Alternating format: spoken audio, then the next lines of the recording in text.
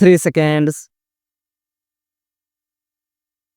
उपाध्यक्ष महोदय, वित्त मंत्री को देश की आर्थिक स्थिति और निर्धनता के संबंध में जितनी जानकारी प्राप्त होती है, उतनी किसी अन्य मंत्री को संभव नहीं होती। बजट बनाते समय वैसे तो बजट में आय व्यय का ब्यौरा होता ही है, लेकिन मूल रूप में देश की आर्थिक नीतियों में किस प्रकार का परिवर्तन हो तथा किस मार्ग पर वह देश को चलाना चाहते हैं, सरकार का लक्ष्य क्या है, इन सब नीतियों का बजट में विवरण होता है। हमारे वित्त मंत्री चाहे जिस पद पर भी रहे हों, चाहे वे मुख्यमंत्री रहे हों या केंद्रीय सरकार में रहे हों, उन्होंने शानदार काम किया। जिस समय उन्होंने बजट प्रस्तुत किया, उस समय देश को और विशेष रूप से गरीबों को उनसे बहुत सी आशाएं थी।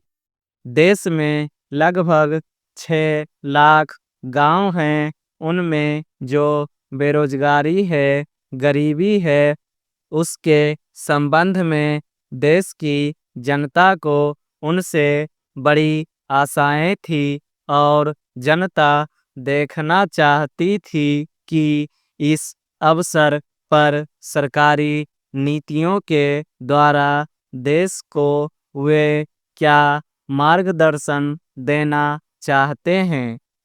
इस दृष्टि से 3 महत्वपूर्ण बातें इस समय देश के सामने थी। देश का आर्थिक विकास तेजी से हो, अधिक लोगों को काम मिल सके और मूल्यों में स्थिरता आए। जहाँ तक इन 3 उद्देश्यों का संबंध है, हमने देखा कि उस ओर कुछ प्रयत्न हुए हैं। विशेष रूप से गरीबी हटाओ के संबंध में इस देश में जो चर्चा चल रही है, इस बजट में कुछ सीमा तक उसका उल्लेख मिलता है, क्योंकि जितने भी प्रत्यक्ष कर लगे हैं, वे ज़्यादातर धनी लोगों पर और विशेष रूप से शहर के लोगों पर लगाए गए हैं। इस तरह से जो एक प्रकार की आर्थिक असमानता हमारे देश में चल रही है, उसको दूर करने का प्रयत्न अवश्य किया गया है।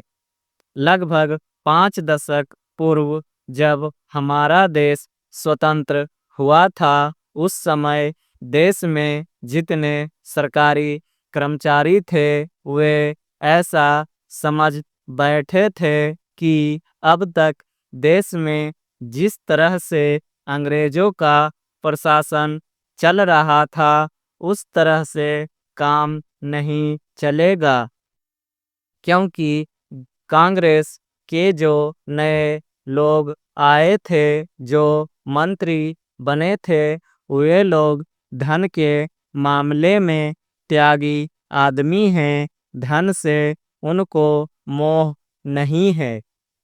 लेकिन बाद में उन्होंने देखा कि हमारे मंत्री लोग भी उसी तरह से शानदार जीवन पसंद करने लग गए, जिस तरह से अंग्रेज करते थे।